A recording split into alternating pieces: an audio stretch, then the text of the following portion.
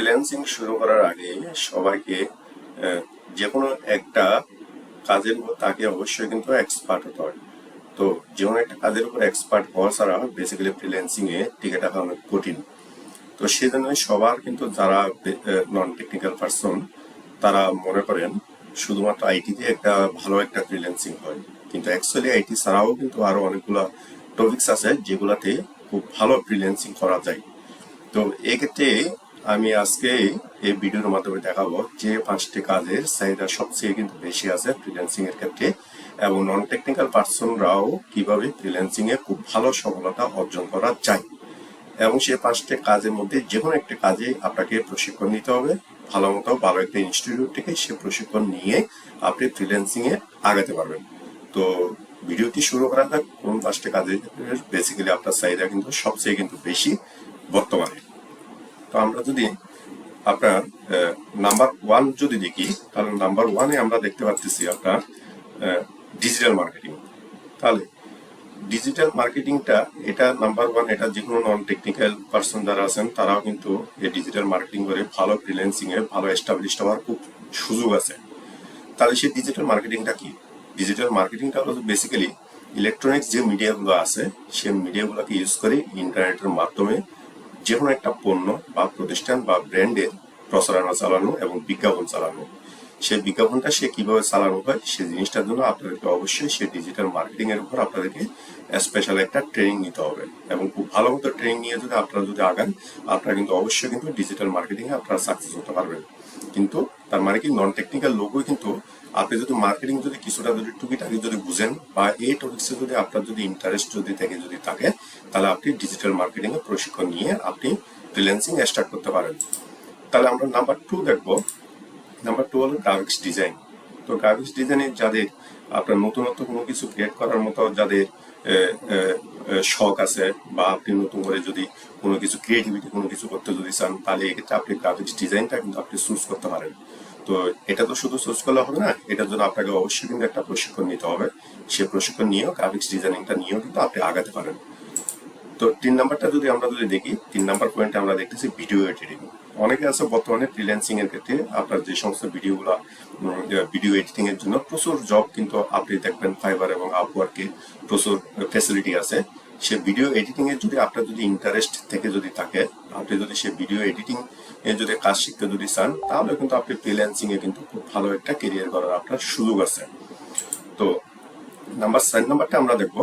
4 নাম্বারটা হলো আপনার ওয়েব ডেভেলপমেন্ট। ওয়েব ডেভেলপমেন্টটা এটাতে একটু আপনাকে একটু অবশ্যই পরিশ্রম করতে হবে, কারণটা হলো যে এটার কোডিং এর কিছু ব্যবহার আছে। সেজন্য আপনাকে ওয়েব ডেভেলপমেন্টের উপর আপনাকে সে কোর্সটা করে আপনি ওয়েব ডেভেলপমেন্টেও ফ্রিল্যান্সিং স্টার্ট করতে পারেন। এবং সেই ওয়েব ডেভেলপমেন্টে বর্তমানে ফ্রিল্যান্সিং এ আপনার প্রচুর চাহিদা আছে, এবং নিঃসন্দেহে আপনি খুব ভালো একটা টাকা কিন্তু আর্নিং করতে পারবেন যদি ওয়েব ডেভেলপমেন্টে যদি আপনি প্রশিক্ষণ নিয়ে যদি থাকেন। তবে এই ক্ষেত্রে যদি একটু যদি আইটি ব্যাকগ্রাউন্ড হয়ে যদি থাকে, আপনার আইটিতে যদি ইন্টারেস্টিং যদি থেকে যদি থাকে, ওয়েব ডেভেলপমেন্টটা হলো আপনার জন্য খুব পারফেক্ট। তাহলে নাম্বার 5টা যদি আমরা যদি দেখি, নাম্বার 5টাকে বলা হয়েছে অ্যাপ ডেভেলপমেন্ট। কারণ এখন বর্তমানে আপনারা দেখবেন যত কিছু রানিং হয় আপনার মোবাইলে সবকিছু কিন্তু অ্যাপ বেস।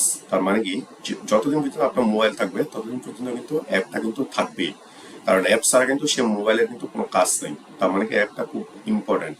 তো এই ক্ষেত্রে যদি আপনি খুব ভালো এটা কিন্তু আপনি ফ্রিল্যান্সিং এ আজকে থেকে যদি স্টার্ট যদি করেন, এটা কোনোদিন কিন্তু এই কাজটা কিন্তু শেষ হবে না, এবং এটার চাহিদা কিন্তু দিন দিন বাড়তে থাকবে এবং বাড়বেই, কারণ মানুষের মোবাইলের প্রতি আসক্তি পরিমাণ দিন দিন কিন্তু বাড়তেছে।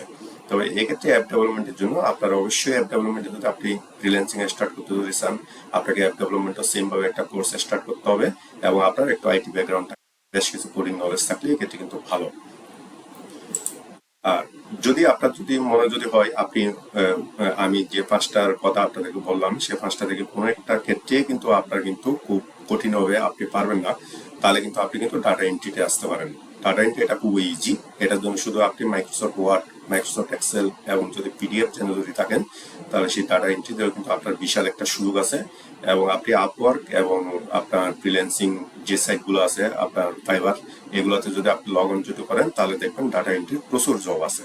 এবং ডাটা এন্ট্রির জন্য আপনাকে কোনো টেকনিক্যাল এক্সপার্টাইজ হওয়ার প্রয়োজন নেই, আপনার তেমন কোনো ক্রিয়েটিভিটির প্রয়োজন নেই। জাস্ট একটু আপনি ওয়ার্ড এবং এক্সেলে এক্সপার্ট হয়ে কিন্তু আপনি ডাটা এন্ট্রি স্টার্ট করতে পারেন। তো এই আমি আপনাদেরকে অলরেডি 6টা কাজের কথা বলছিলাম। এই 6টা কাজটা যদি আপনারা যদি ঠিকমতো এখান থেকে যে কোনো একটা প্রশিক্ষণ নিয়ে যদি আপনারা আজকে থেকে যদি স্টার্ট যদি করেন, তাহলে অবশ্যই নিঃসন্দেহে কিন্তু আপনি সাকসেস হবেন। তবে মনে রাখবেন, আপনাকে অবশ্যই কিন্তু এই কাজগুলো থেকে যে কোনো একটাতে কিন্তু অনেক এক্সপার্ট হতে হবে। কারণ ফ্রিল্যান্সিং যারা স্টার্ট করে তারা কখনো আপনার এডুকেশন সার্টিফিকেট দেখবে না।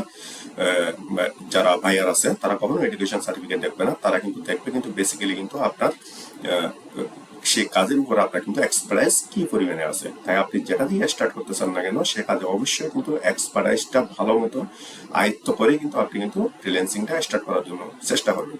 তো আপনাদেরকে অসংখ্য ধন্যবাদ ভিডিওটি দেখার জন্য।